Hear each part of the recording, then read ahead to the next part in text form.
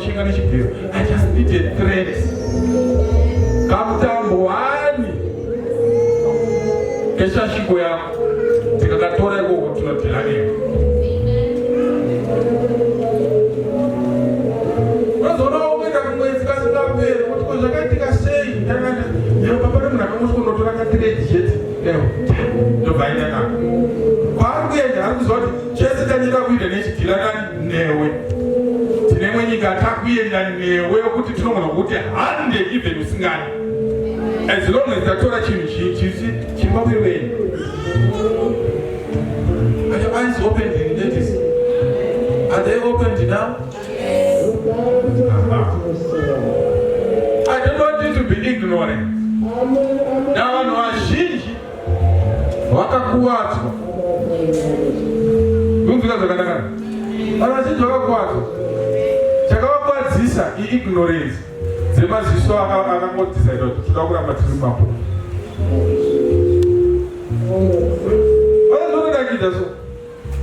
Yakapanana vanhu kuti hapipi soko ndotora ivhiri. Aiwe.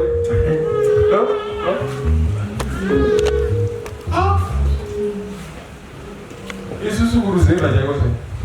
Aikafamba wazati munhu aziraita akatouya aitopesa munyazo kuti asodai. Vamuona chienda. Otherwise akangoti nongadai so siyai. Tsoka dzedu dzakuda kutora. Ende anoziva kuti ndinokukwadza. Because ane maziso akavhurika. Iwe akungana akavharika unokwadza. Ubeka Jesu maoko. So you need to see beyond. Katakuta iso. Ono kungana ngomorisi wachete. But kana ne maziso anoona, you see beyond.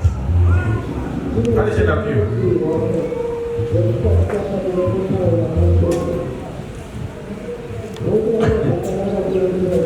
I wish you guys can get them anyway.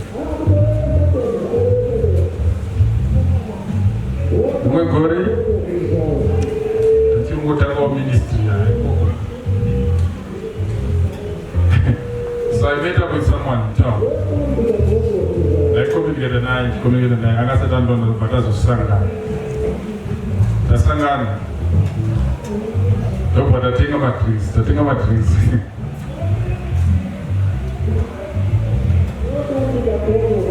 Anopedza wapedza umadringa nditi.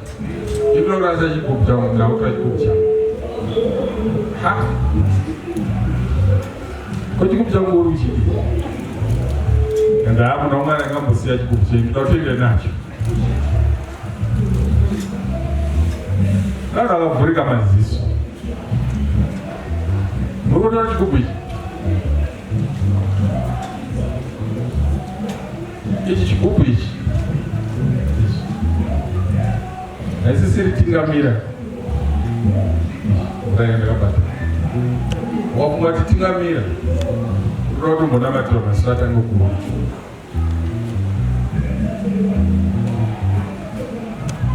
Yani wadambara zvake nduti. Watanga kusumudza. Imako. Ndakambira kuti haisisiri mvura. Kune zvinoitwa namweya muchena.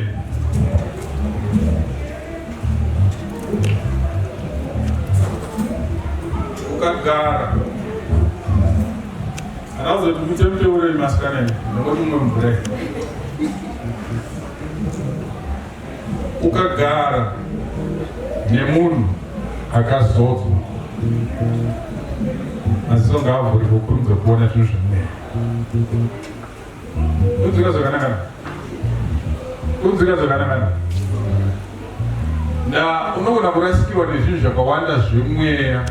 Uchingofunga kuti watiyamisa mwana. Wakatanga kuchaya manje.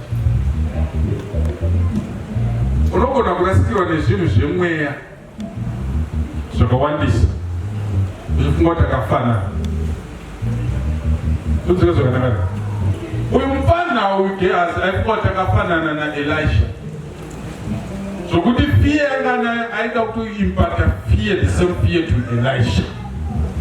yeti anga asingaziva kuti Elisha naye takasiyana.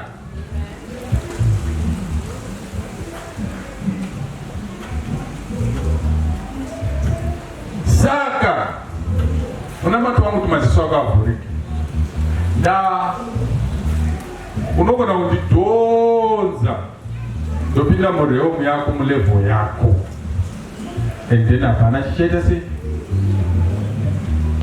tichauya kwauri nyamba. What you need is for your eyes to be open so that you start to see. Unzika zvakanaka. Can you stand up? Can you stand up? There are things zvinoitika munyika yemweya kana maziso akavhura.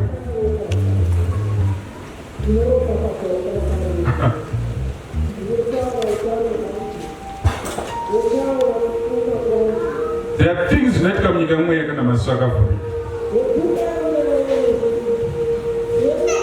Yamunoti spirit, right? Yamunoti spirit. To you it's like mepo and it. This one. So don't you come with me, spirit is like this. You don't get it? And it's because Masiso are now for it.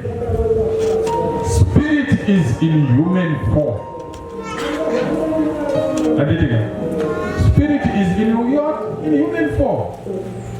Chinobatika. And the spirit is not on Zika or footsteps. Not on Zika or farm. Sema Zika munaita mukaenda pamakuwa usiku. Anyeri samba. Mukadarika ne pamakuwa usiku. Soro unita zi. Kuzileta ngeruka amaso ngeruka stretch eno anditi. Ndizoka.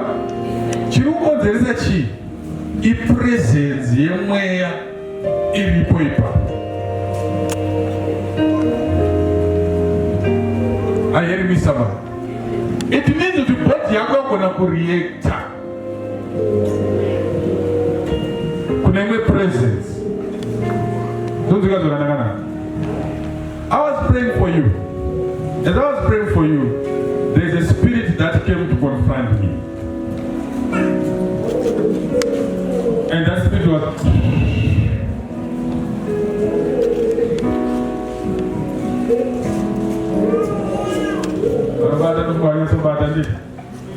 this one. So the spirit is not going to turn into physical. And that spirit, what it means, you don't weaken something on you right now as I'm speaking. What it means is that their spirit is an intelligent spirit. And it is very deceptive. And that's why it's open letter and when it's world. No, because I'm not going to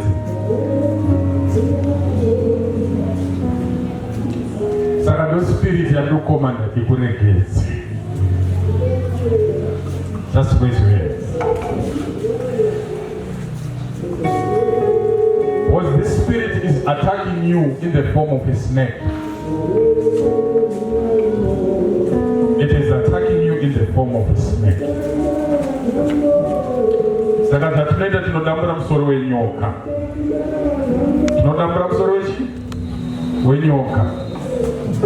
Nyoka irikuramba chikuataka iyoyo. It's a spirit that is coming in the form of a snake. Tinodambura musoro wayo nezita raJesu. Tinodambura musoro wayo nezita raJesu.